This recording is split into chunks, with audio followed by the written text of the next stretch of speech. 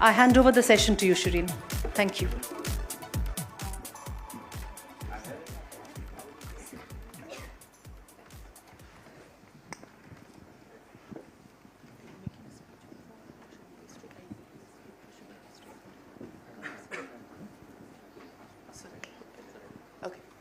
Good morning, ladies and gentlemen. It's only appropriate that we kickstart the second day of the US-India Business Council's India Ideas Summit with an energizing session that promises to focus on the energy transition and our shared commitment towards ensuring that both sides make this transition together. We will, of course, deliberate on the shared opportunities, some of the challenges that we face, and, of course, the crucial issues around supply chain resiliency and financing as well. We have a fabulous panel here with us, but before we get started with the panel, may I request the Secretary Änjali to please provide us with his opening comments before we kickstart with the Q&A. Secretary.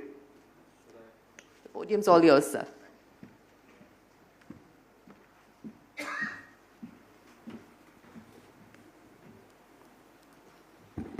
Good morning, everyone. Ambassador Kashyap, President of USIBC, Mr. Knight, Chairman of the Board of Governors of USIBC, industry leaders, my fellow colleagues on the dais, ladies and gentlemen. It's a pleasure to be here today.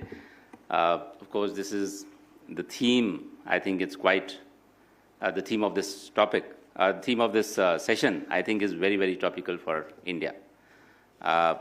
We are progressing well on energy transition. We need technology. We need frontier technologies. I think that's something I would like to underline when I began this. I've been asked to say a few words just to set the context of the session, and then, of course, Shereen takes over, and, of course, my colleagues take over. In recent years, India is emerging as one of the global leaders in energy transition, and I don't think anyone in this room would doubt that. This transformation can be attributed to a combination of factors, policies, and initiatives that have propelled this nation towards a sustainable and low-carbon future.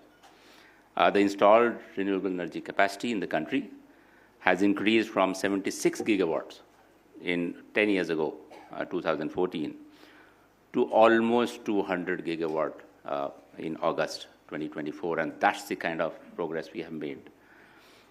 We've actually completed 200 gigawatt of non-fossil capacity in May of this year. In fact, in August, we have touched almost 200 gigawatt of renewable energy capacity, which minus the nuclear. And that, I think, shows the tremendous progress that we've made, multiplying more than about 2.5 times. And now, renewable energy capacity accounts for about 44% of India's power capacity, and that's something which is quite remarkable. The frontier renewable energy technologies are an important instrument of India's transformation, and this will enable the country to explore innovative solutions that are efficient, scalable, and adaptable to its unique energy challenges. These technologies not only diversify India's energy mix, but also help achieve its target of 500 gigawatt capacity of non-fossil capacity that we've set for ourselves for 2030. And of course, that's not to mean that 2030 is our final target. Our main goal is net zero by 2070, which has been announced by the nation. And some of the initiatives that we've taken in this direction are noteworthy. We have, of course, the National Green Hydrogen Mission, launched last year, which aims at making production capacities of about 5 million metric tons of green hydrogen in the country by 2030. Then we have also announced the start of the offshore wind sector in the country, and that's something which is very exciting. Onshore wind has been in this country for about 40 years. But offshore wind is something that we are looking forward to developing, and we have initiated the process, and you will be hearing more about it in the next few days. We are also working on advanced solar technologies. I'm not going to talk about the normal solar PV module, what kinds of modules that everyone is aware of, and of course many countries are doing, especially China, where there's large manufacturing capacities.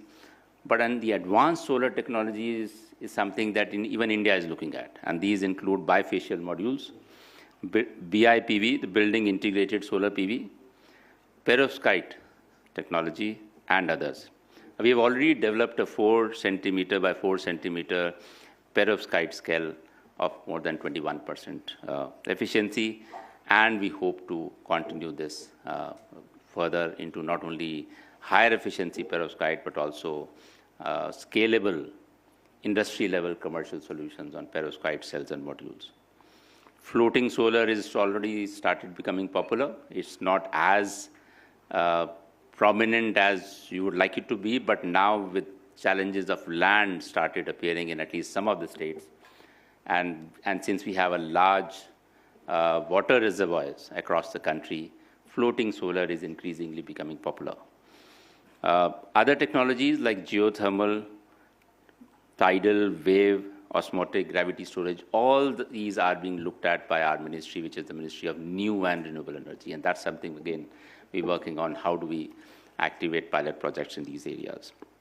We're also developing advanced chemistry cells, such as sodium, ion, and redox flow, with improved energy density and life cycles.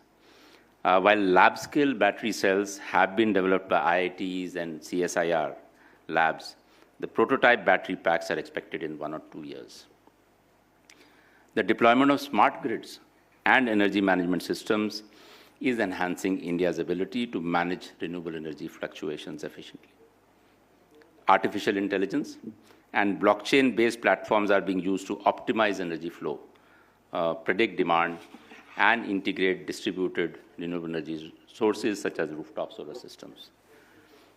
We are now, thanks to what is happening, the way we are progressing, everybody's heard about it, but my industry colleagues are there on the dais. I'm sure they'll be happy to share what their experience is and what they think about how not only the policy framework is there, but how the industry is taking it on its own. And of course, they know what the business environment is in this sector. And I'm sure you'll like to hear about that from them rather than me as a policy maker. But we are, thanks to all this, we have become one of the leading destinations of investment in the RE sector. And that's something which is quite notable. And I'm sure many investors or companies who want to look for opportunities, don't think there's any more exciting country than India, if you look at all the aspects of investment. India already ranks first in the top 10 most attractive developing economies for clean energy investment. That's one of the reports. Another report even says this is one of the best destinations in the world overall. So I think I'll stop here just to set the context of, I'm sure, many more queries that Shereen has, and we'll be happy to answer. But I look forward to productive discussions as we take it forward. Thank you so much. Ladies and gentlemen, Secretary Bhalla, thank you very much for providing those opening remarks and setting the context for a fruitful conversation that we're about to have. This makes me want to do a pop quiz here. Who can tell me the fastest what osmotic tidal wave technology is, or what floating solar is? But we'll leave that for another day. Lots there to mull over in terms of targets that have been set by the Indian government, what has been achieved so far, but more importantly, the distance that needs to be covered. And that's what I want to address with our panel here this morning. Secretary Bhalla, you told us about where India currently stands in terms of the kind of investments that we're making in renewable energy, more importantly, the kind of investments we hope to attract from the private sector. But let's talk about the India-US Clean Energy Partnership and what the two sides can do together to further amplify the efforts that have already been made. I'm going to pick up from where Ambassador Keshav left off. He said that the two sides have never had it so good. In the context of energy, is it as good as it can get? I think so. In fact, it's getting better. We have, of course, the Strategic Clean Energy Partnership, which has been there for some time. There are 5 pillars under the partnership, as you might have heard earlier, I don't know.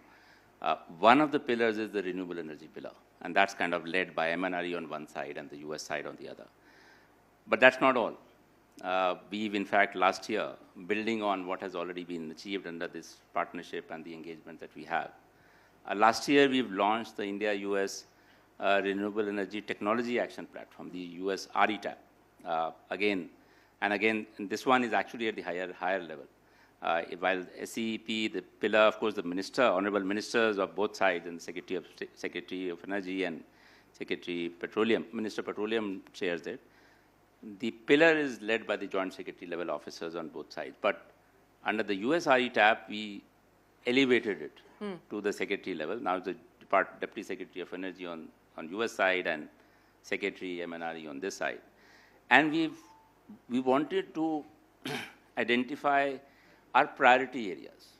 And we wanted to identify technologies which India thinks is important for renewable energy development in India. And US is very happy to partner in that, sharing that technologies or whatever expertise we have. So we have identified some of these technologies, and these are prioritized. I mean, I'm not going to ask for a solar PV technology, which is already out there, but technologies which are advanced technologies like hydrogen, green hydrogen, but developing electrolyzers, offshore wind, new technologies. So we are going to talk about storage, battery storage, but advanced battery storage. So these are the kind of technologies that we've identified. And we've had very productive association with US since last year. We had the first RETAP meeting last year.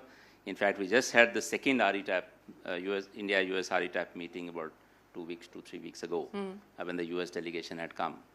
And we are really progressing fast on that. And again, we feel that's not the only thing. I mean, there's so many other things happening on whenever we meet, at some other forum as well, we are always talking about what else can we do.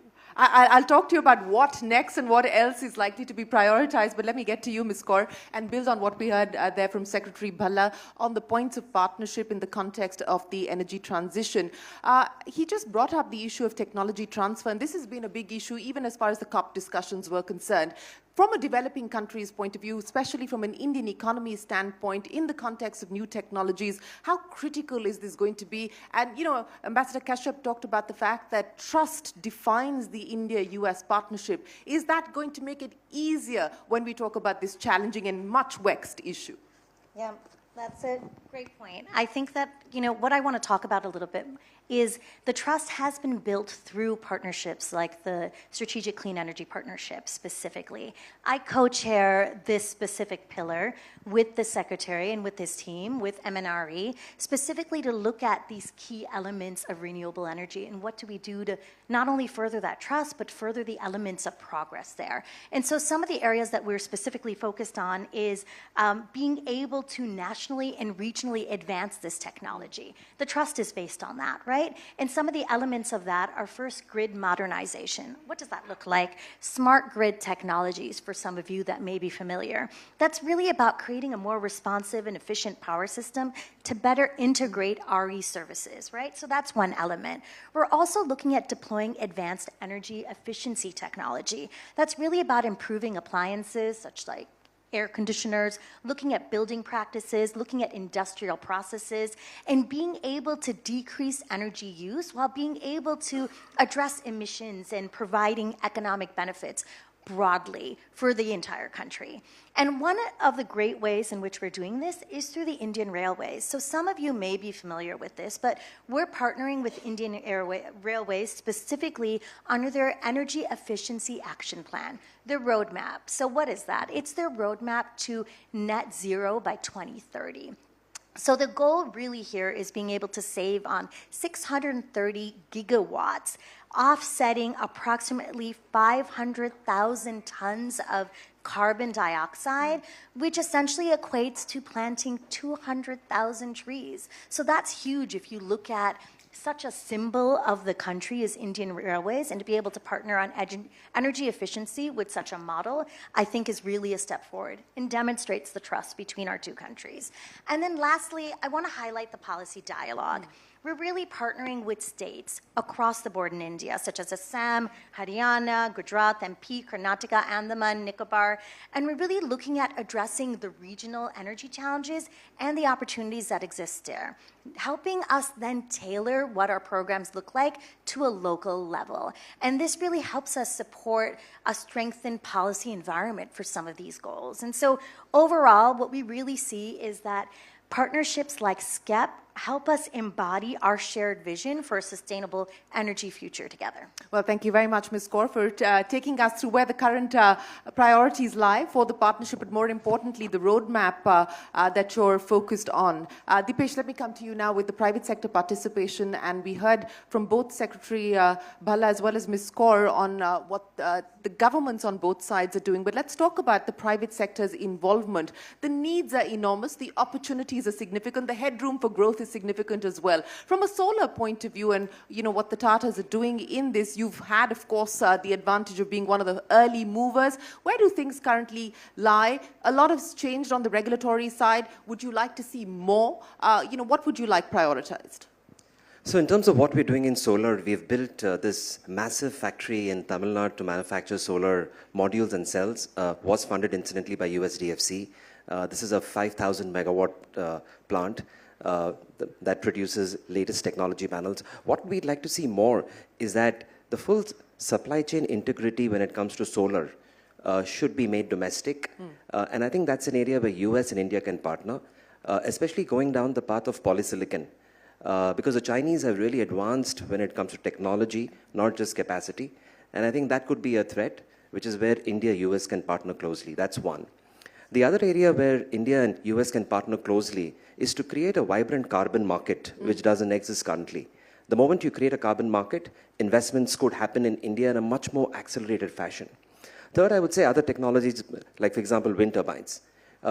We've talked about offshore wind turbines here a couple of times, but I think the next phase is to start having these projects executed on the ground. You do a few of these things, you'll see that energy transition will happen at an accelerated pace. We have an installed capacity of 5,000 megawatts in terms of operating plants. We are building another 6,000 megawatts as we speak. India, for those of you who would be interested as to how the government operates in terms of adding capacity, every week there is a 1,000 megawatt tender, practically every week, when it comes to adding new capacity.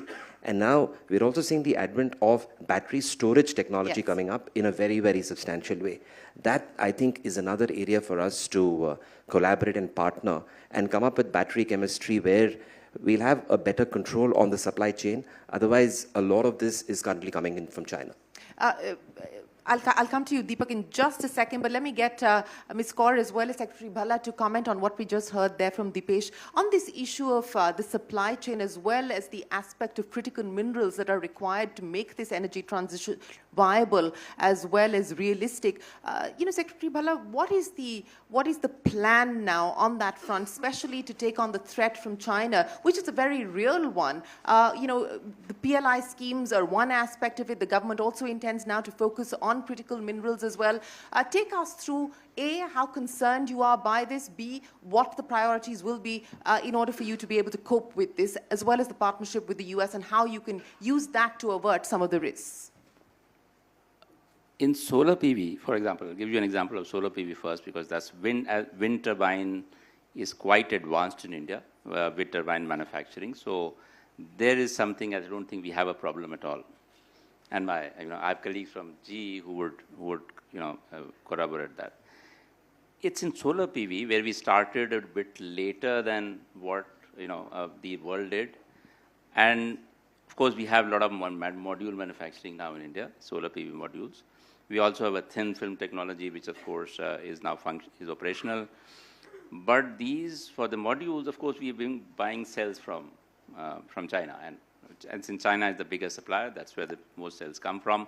We have about, just to give you the numbers, we have about 60,000 megawatt worth of capacity now in solar PV module. In fact, one and a half years ago, when I think at some point I must have mentioned, that time we had about 18,000 megawatts. From 18,000, we've grown to about 60,000 in about a year. Cell manufacturing is about 6,000, about 7,000, and of course the Tata plant is coming on scale. We should have about 18,000 in the next few months, 18 gigawatt, and it could rise to about 33 to 35 gigawatts by March. But we still have to, for the difference, we'll have to import. Not only that, although we're under a PLI, we're getting integrated manufacturing in place, but polysilicon and ingot wafer plants still have to become operational. I mean, one is operational, wafer one, but it's still not totally commercialized. And so there will be a variation in the numbers between polysilicon, ingot, cell, and module. What we are trying to do is address the gap. And therefore, you must have seen that we do try some policy tweaks to encourage that to happen. Apart from the PLI, we are seeing how we can ensure, like we've done for modules. Now we've started the process for cells. So we come up with a draft policy, looking at stakeholder comments. We will try to finalize that. And looking forward, we will come out with a visibility for ingot wafer and polysilicon as well, so that the industry is encouraged to make it happen. And why we need US, for example, for in this in this supply chain. Predominantly, the technology is in China, and it's not that it's their own technology. It was originally either American or European, Germany, some other countries. But they have taken it 7, 8, 10 years ago, and now they've moved on to 2.0 or 3.0. Now, we need to work together with the USAID and other partner countries. If there's a problem in getting that technology, then we have to look for options of partnering and developing the technology, which is still there originally in other countries, especially US. Can we take that, work together, and bring it up at par with what is there? And that brings me to, he's preempted my question to you, Ms. Kaur. That's exactly this is going to be the crux of the energy partnership, is it not? Yeah, and that's exactly what our goal is, what the Secretary highlighted, is that our partnership is about thinking about innovative solutions, being able to address workforce development in these spaces, not just of supply chain, but of critical technologies overall. And so utilizing and harnessing the strengths of both of our private sectors and the technical capacity that we have across our governments is where we come together to be able to address this for the future. We recognize that we've got a long way to go, but I think coming together and being able to utilize our strengths and the strengths of third countries, that we're going to be set for what's to come. So we're very excited about this close partnership we already have, and I think we're trying to address solutions together going forward. Well, speaking of solutions, Deepak, let me come to you now. And there's been a lot of conversation about offshore as well as onshore power. And of course, you have the competitive strength and the competitive advantage, especially when we talk about onshore. How does India map up today, especially when you look at the Asia-Pacific region, which you are overseeing at this point in time? What are the unique challenges, the unique opportunities, as well as the competitive benefits and advantages? Thanks, Shereen, for setting the context. I think, India, when I look across Asia-Pacific, clearly, leaving China aside, a different animal. But India leads, right? When we look at whether it's wind or solar tariffs today, India leads there. India also had an advantage. Wind industry has been here for 40 years, heavily localized. There's very few countries globally where you have a local wind supply chain. Maybe 3, 4 countries, US, China, Germany, and India, where we have the benefit of local supply chain. At GE Vernova, our products are almost 75% local. We take pride in that. We've been installing 1 out of every 4 wind turbine in the country in this decade. And just, the government policies, when we look around Asia-Pacific, I think Indian government is probably one of the most pro-consistent renewable energy policies out there. We have our challenges when it comes to execution, land, transmission, they all have to keep up with it. But in terms of government policy, it's always, aiming higher. So that's very encouraging when we are thinking about expanding our manufacturing capability, investing in new technologies. That roadmap helps us. Now, when we think about technology, we talked about innovation. How do we think more, forward-looking? wind energy today contributes about 7 to 8% in India as well as globally. Now, if we want to meet our decarbonization goals and have renewables to be round-the-clock reliable power, wind energy has to grow up to 25%, which means 1 out of every 4 electrons globally has to come from wind. When the sun is not shining, the wind is blowing. Put together the batteries. We hope. Put together the batteries to fill in the gaps, right? You have the round-the-clock reliable power, fixed, dispatchable, right? Yeah. So that's where the trend is. Now, at the same time, the wind industry in India has been pretty stable in terms of manufacturing. The policies have helped us. But I think lately, just the overcapacity and just the bit of, let's say, fascination with just lowering the cost has hurt the industry.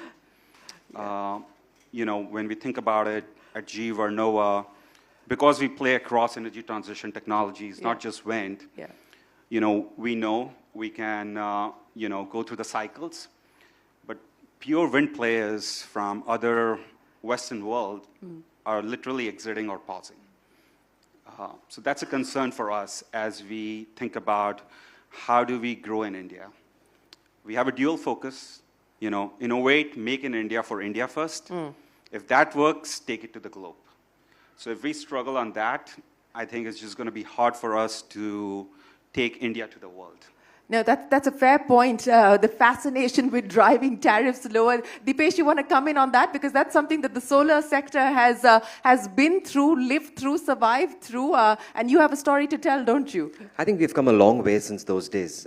If you look at Indian tariffs today, for an investor on the equity side, Indian markets offer high teen returns, which is what was mentioned earlier, that India is a preferred destination for capital. The way to solve this is technology. If you get higher efficiency turbines, if you improve your supply chain on that front, then I think there is enough money to be made both for the OEM and for the developer. Lastly, I'd say that capital will start becoming a constraint at some point in time, because for every 1,000 megawatts, you invest close to $1 billion.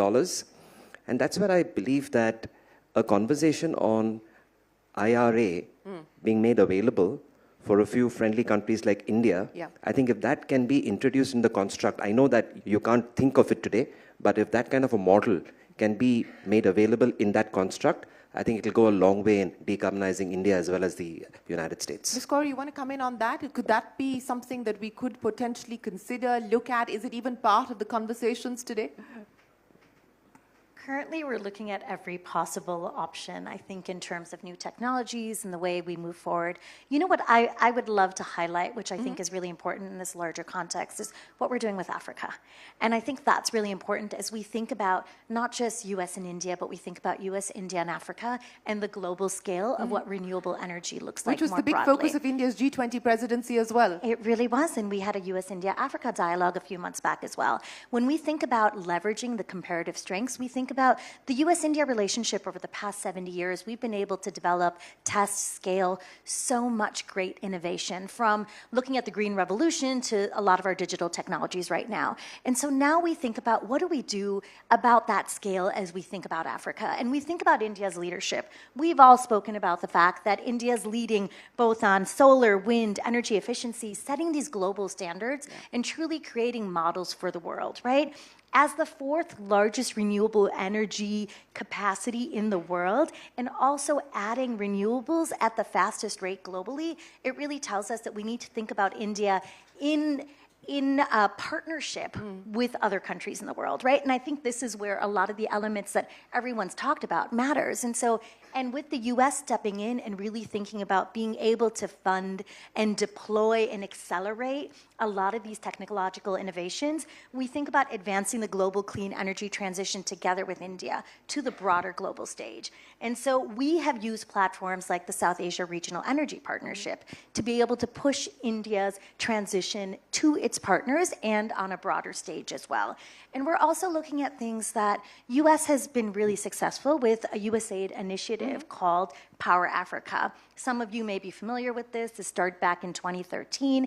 And the goal essentially is being able to put 30,000 megawatts of cleaner and more reliable electricity connections with the capacity of 60 million connections by 2030. And so far, just to show you what's possible, we've had 154 transactions in 42 African countries. That's 8,000 megawatts of cleaner connections in electricity, 43 million new connections, 208 million new users, and 45 million tons of carbon dioxide emissions avoided. So we're using a model like that to think about how do we work together with India in broader Africa right now. And so our first collaboration is already underway.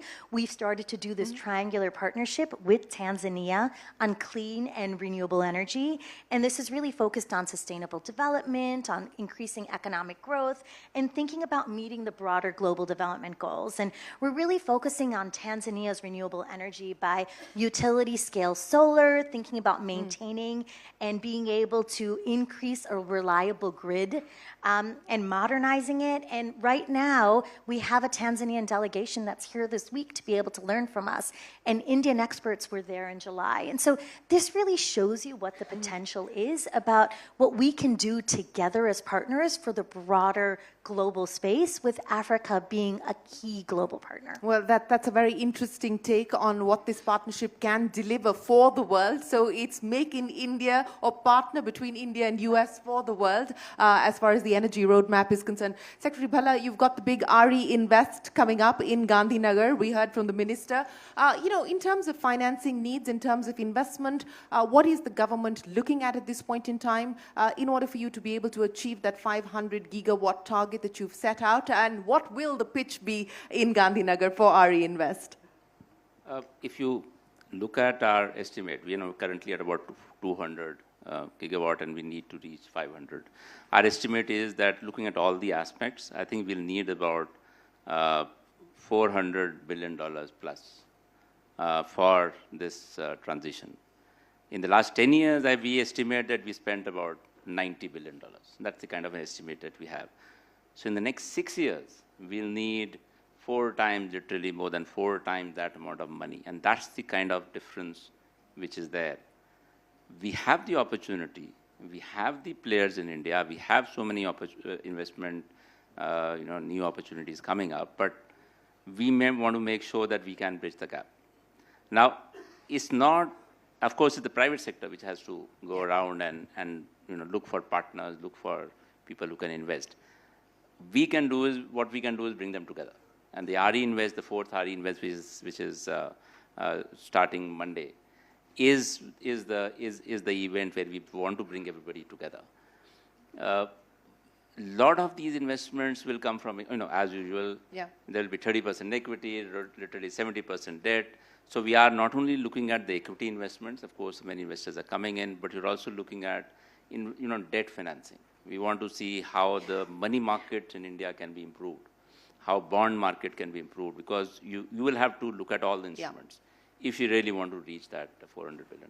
Yes, and that is an audacious target that's been set. We've got exactly 30 seconds. I'm going to go down the panel, and Deepak, I'll start with you. The single biggest priority for India that Vernova is focused on today? We want to make sure that we create scale that's based on reliability and quality to enable this energy transition. Wind would be required 8 gigawatt a year to meet the 2030 100 gigawatt target, and we want to be there with work-cost efficient turbines. Deepesh? We'll be at 21 gigawatts by 2030, which is what we'll announce at RE Invest. And just between India and the US, it's election time right now in the US.